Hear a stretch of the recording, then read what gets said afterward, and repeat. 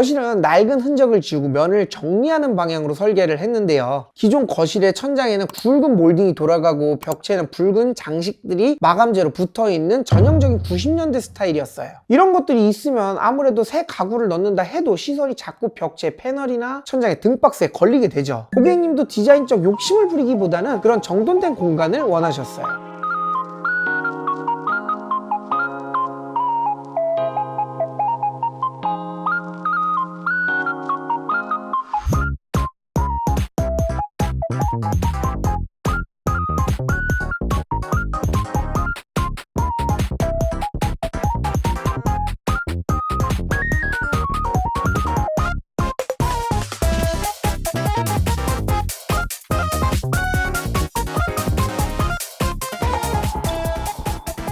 안녕하세요, 소프트콘크리트 김나물입니다.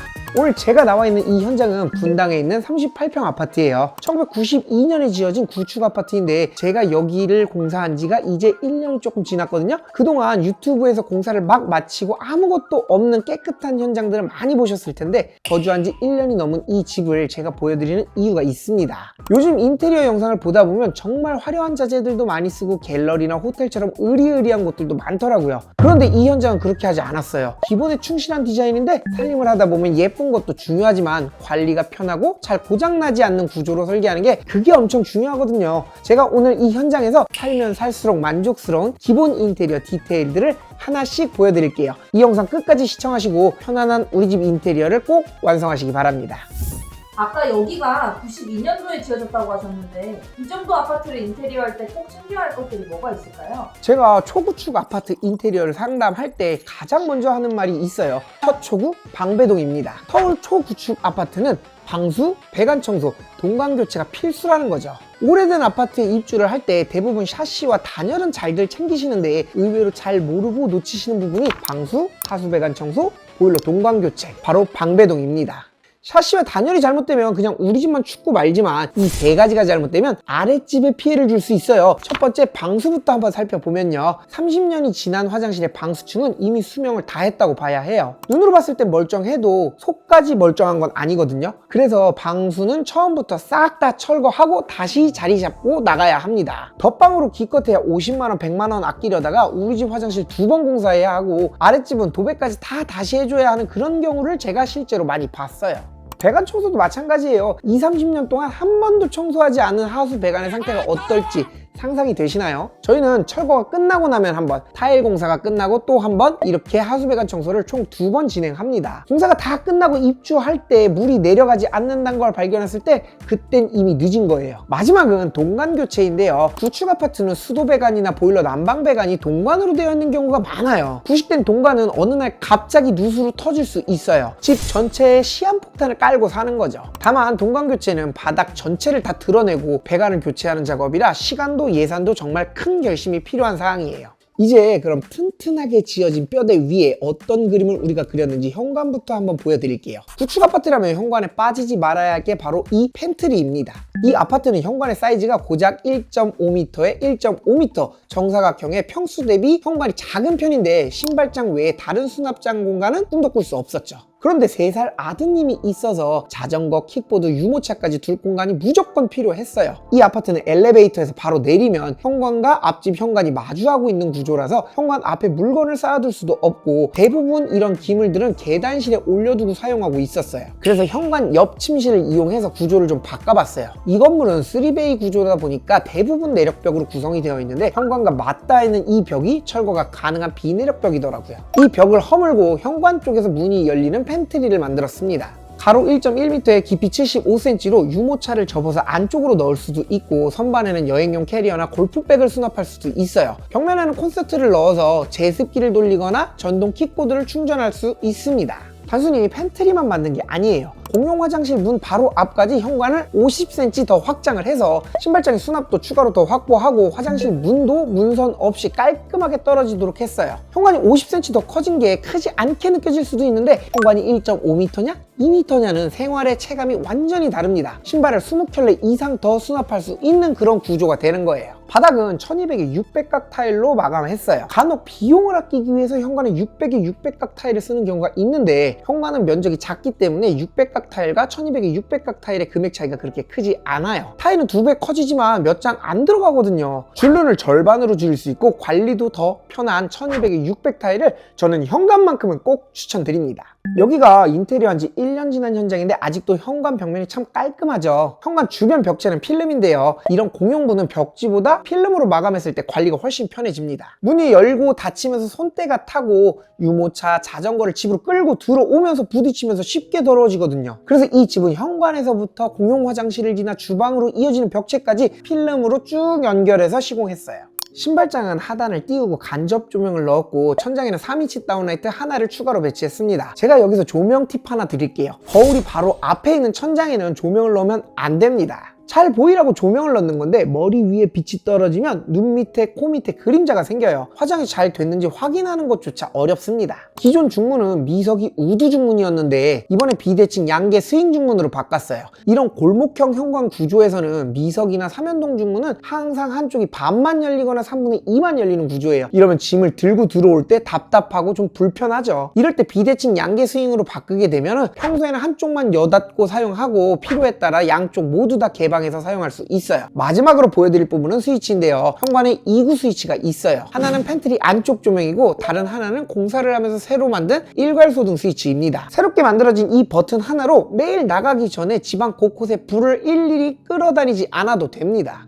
복도는 우리 집안의 모든 도어가 만나는 공간이기 때문에 어떤 타입의 도어를 쓰느냐에 따라 복도의 인상이 완전히 달라집니다. 이 집의 모든 방의 도어는 스텝 도어로 통일했어요. 구축 아파트에서 스텝 도어를 하려면 조건이 하나 필요한데 문이 있는 벽체가 모두 허물 수 있는 조적벽이어야만 합니다. 다행히 이 집은 문이 있는 부분이 모두 다 비내력벽으로 되어 있어서 스텝 도어 적용이 가능했어요. 스텝 도어의 가장 큰 장점은 문 위에 있는 짧은 벽면이 사라진다는 거예요. 일반 방문은 문 상단에 20cm에서 30cm 정도 되는 짧은 벽면이 남잖아요. 이게 있으면 공간이 거기에서 한번 끊기고 누가 봐도 이건 문으로 읽히게 됩니다. 반면 스텝도어는 그 불필요한 면이 사라지니까 문이 천장까지 곧게 이어지고 복도에서 봤을 때 공간 뒤로 더 연결되는 듯한 인상을 줍니다. 그리고 문선 마감이 전체적으로 통일이 돼요. 방마다 다른 문틀이 보이지 않으니까 복도 전체가 하나의 덩어리로 보여지는 거죠.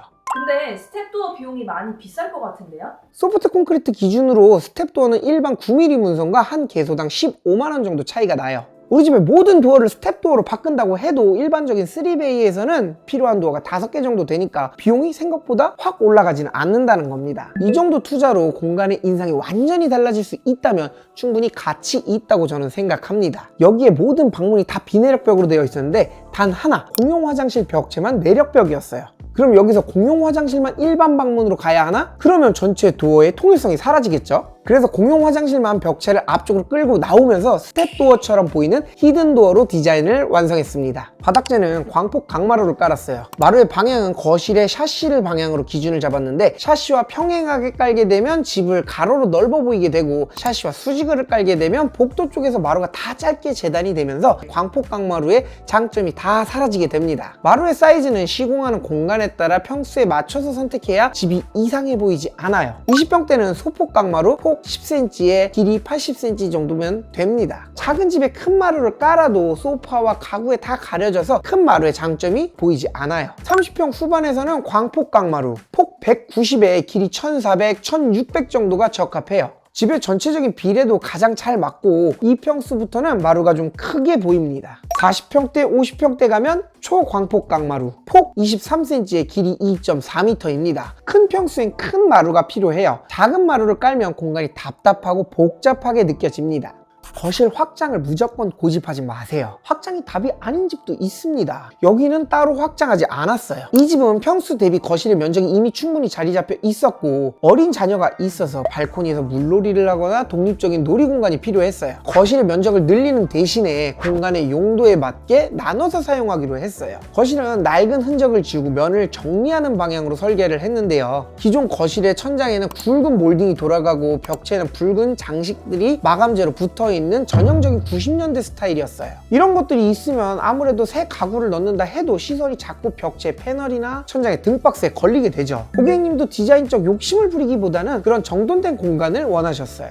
기존의 천장은 전체 다 철거하고 완전히 새롭게 만들었는데 이 아파트는 원래 천장고가 좀 낮은 편이에요. 시스템 에어컨의 높이에 맞춰서 전체 천장을 내리게 되면 거실이 답답해질 수밖에 없어서 에어컨이 있는 부분만 천장을 내리는 단내림 구조로 풀었어요. 필요한 것만 낮추고 나머지는 최대한 높게 천장을 살린 거죠. 조명은 3인치 다운라이트를 2개씩 묶음으로 사방에 배치했어요. 아직 아이가 어린 집이라 라인 조명이나 마그네틱 조명처럼 빛으로 디자인적 요소를 강조하기보다 거실이 어둡지 않고 필요한 곳에 조명을 추가할 수 있도록 만드는 게 중요했어요. 또 나중을 대비해서 여분의 조명선도 사방으로 미리 깔아뒀는데요. 가구의 위치를 바꾸거나 조명을 추가하고 싶을 때 천장을 다시 다 뜯지 않고도 바로 뚫어서 사용할 수 있습니다. 커튼박스 안쪽에 간접 조명도 놓칠 수 없죠. 밤에 다운라이트를 다 끄고 간접 조명만 켜두면 그 나름대로의 분위기 있는 거실이 완성됩니다. 그리고 이 집은 TV가 없어요. 빔 프로젝터로 영화를 보시는 가족이라 일반적인 TV 정면의 소파 공식이 안 통합니다. 그래서 소파의 위치를 잡을 때 TV를 대신해서 창 밖의 뷰를 기준으로 삼았어요. 앉았을 때 시선이 조금 더 개방적인 방향으로 선택해서 소파의 위치를 선정했습니다.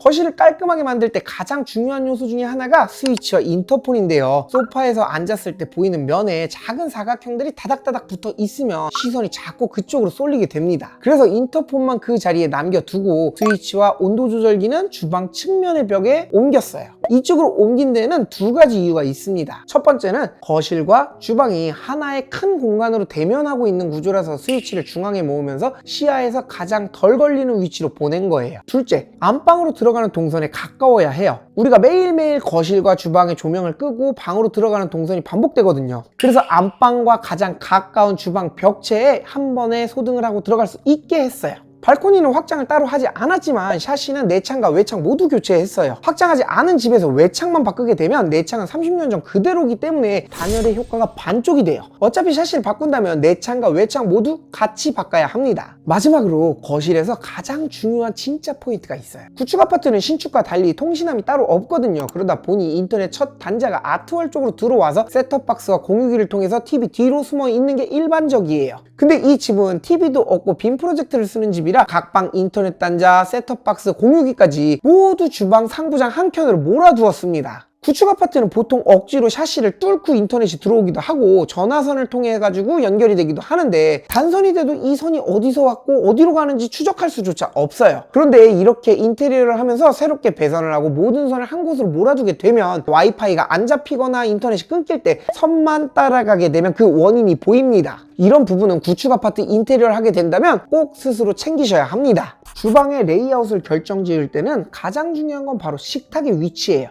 이 집은 사실 커다란 아일랜드 싱크대를 두고도 식탁까지 자연스럽게 연결되는 대면형 주방이 충분히 가능한 사이즈였어요. 요즘은 보통 이런 구조를 원하시죠. 여기 고객님은 조금 달랐어요. 아일랜드 싱크대는 관리가 어려울 수도 있으니까 기역자 싱크대를 설계해달라고 하셨습니다. 그래서 후열에 키 큰 장을 배치하고 기역자로 꺾어서 나오는 형태의 싱크대를 계획했어요. 기존 주방은 거실과 분리되어 있는 벽이 있었고 그 벽을 기준으로 주방이 안쪽으로 복잡하게 감겨 있었어요. 다행히 이 집은 주방을 구분하는 벽이 비내력벽으로 되어 있어서 철거가 가능했는데요. 가벽을 철거했더니 완전히 다른 주방이 설계되었습니다. 기존에 숨어있던 싱크대를 우측으로 옮기면서 작업대 길이는 훨씬 더 늘어나게 됐어요. 수납량도 기존에 비해 2배 이상 늘었습니다. 예전에는 주방 발코니 쪽에는 양계 분합 샤시가 있었는데 이걸 없애면서 그 자리에 터닝도어를 두고 나머지 벽면은 키 큰 장으로 짜 넣었어요. 여기서 한 가지 꼭 챙겨야 하는 게 온수 분배기의 위치인데요. 싱크볼 하단에 있던 온수 분배기를 터닝도어 옆쪽에 키 큰 장 하부로 옮겼습니다. 분배기는 한번 자리를 잡으면 평생 거기에 있는 거라고들 생각하시는데 필요하다면 이렇게 옮겨서 우리 집에 맞게 주방 배치를 할 수도 있어요.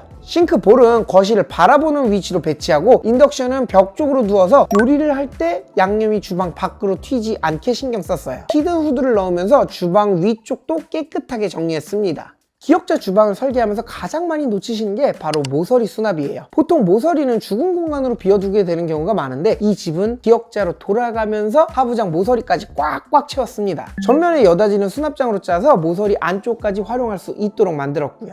상부장도 기존엔 꺾여 있어서 구석 안쪽까지는 거의 못 쓰는 형태였는데 지금은 길게 일자로만 빼서 공간이 낭비되지 않도록 했어요. 터닝도어를 가리는 페이크 도어 안쪽도 틈새 오픈 수납장을 짜 넣었는데 아무리 넓은 공간이라고 해도 버려지는 공간이 함부로 만들어지지 않게 설계되어야 합니다. 그리고 냉장고를 배치할 때도 이런 점을 꼭 챙겨야 합니다. 바로 냉장고 옆에 있는 5cm 공간이에요. 냉장고를 벽 쪽으로 바짝 붙이게 되면 80도 정도로밖에 안 열리기 때문에 서랍장이 나오지 않을 수가 있어요. 그래서 냉장고를 벽에 붙여야 하는 상황이라면 벽에 5cm 정도의 여유를 꼭 두셔야 합니다. 싱크대 상판은 인조 대리석이에요. 인조 대리석의 장점은 이음매가 거의 보이지 않고 오래 쓰다 보면 흠집이 나게 되는데 이걸 샌딩으로 다시 살려낼 수가 있습니다. 이렇게 인조 대리석으로 상판을 깔 때는 미드웨이까지 통일해주면 좋아요. 타일 쓰게 되면 줄눈을 또 신경 써야 하는데 인조 대리석은 매지가 없어서 관리가 한결 단순해집니다. 조리를 하다 보면 양념이 튀게 되는데 그 양념도 한번 쓱 닦아내면 끝이에요. 식탁 쪽 벽체는 아까 현관에서 잠깐 말씀드린 것처럼 필름이고요. 가로 매질을 넣어서 포인트를 줬습니다. 또 그림이나 가족 사진을 걸 수 있도록 천장에는 멀티 매입 조명을 넣어서 갤러리처럼 예쁘게 볼 수 있도록 했어요. 식탁 위에 펜던트 조명을 달았는데 식탁의 우드의 질감과 같은 질감을 골라서 가구와 조명이 하나의 덩어리처럼 일체되어 보입니다. 주방에서 가구 도어를 열고 들어가게 되면 세탁실로 이어지게 되는데요. 샤시도 새로 교체하고 바닥에 타일을 깔고 벽에도 탄성 코트가 들어가게 됐습니다. 이렇게 주방 발코니를 구성할 때 주의해야 할 점이 분명 있어요. 발코니와 맞닿는 벽면의 단열을 반드시 신경 써야 합니다. 키큰 장이 발코니와 마주보게 되는 위치라 단열을 안 해주면 겨울에 키큰 장 뒤쪽이 차가워져서 음식을 보관하거나 그릇에도 영향을 끼치게 됩니다. 외기와 맞닿는 부분에 가구를 위치시킨다면 반드시 단열을 꼭 챙겨주셔야 합니다.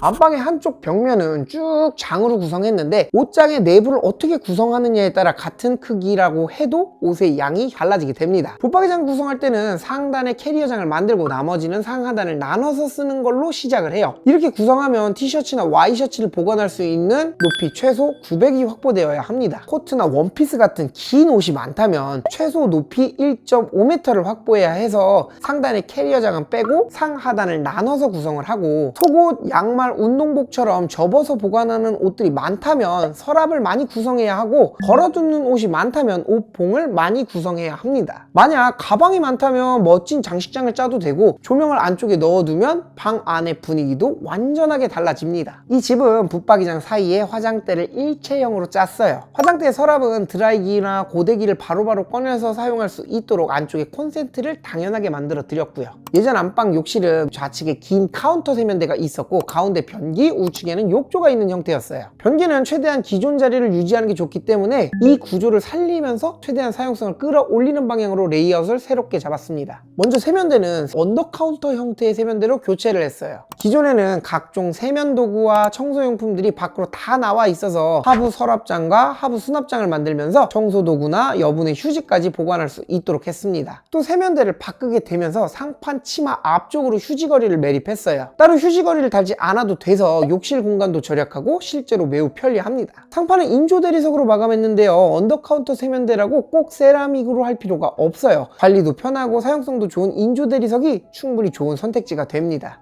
거울과 맞이하고 있는 천장에 간접 조명을 계획할 때는 거울 끝까지 올리는 순간 숨겨둔 조명이 거울에 다 반사되어 보이고 간접 박스 안쪽에 마감이 되지 않은 부분까지 고스란히 다 보여지게 됩니다. 그래서 간접 조명 박스 앞으로 거울을 설치할 때는 여기처럼 상단에 타일이나 상판 마감재로 쓰이는 인조 대리석으로 꼭 가려줘야 해요. 이번 현장의 공용 욕실은 기본 욕실의 교과서예요. 깔끔하고 단정한 욕실을 원하신다면 이렇게 한번 따라해 보세요. 기존 공용 욕실에는 알루미늄 샤시로 만들어진 샤워 부스가 있었어요. 당시에는 꽤나 혁신적인 디자인이었을 거예요. 문제는 사용하면서 샤시 틀 안으로 물이 고이고 유리가 관리가 굉장히 어렵다는 거죠. 그래서 유리 벽체를 전체 철거하고 상부에는 유리가 있는 하프 조적 파티션으로 제작했어요. 관리 차원에서 보자면 전체 조적 파티션이 더 좋겠지만 협소한 욕실이거나 개방감 차원에서는 반반 유리 파티션이 유리합니다. 상부에 유리만 잘 관리해주면 장점이 굉장히 많은 시공 방법입니다. 화장실 바닥에는 난방 배관을 넣어 두었어요. 겨울에 아이들을 씻길 때는 따뜻하게 쓸 수도 있고 위생적으로도 훨씬 더 안심이 됩니다.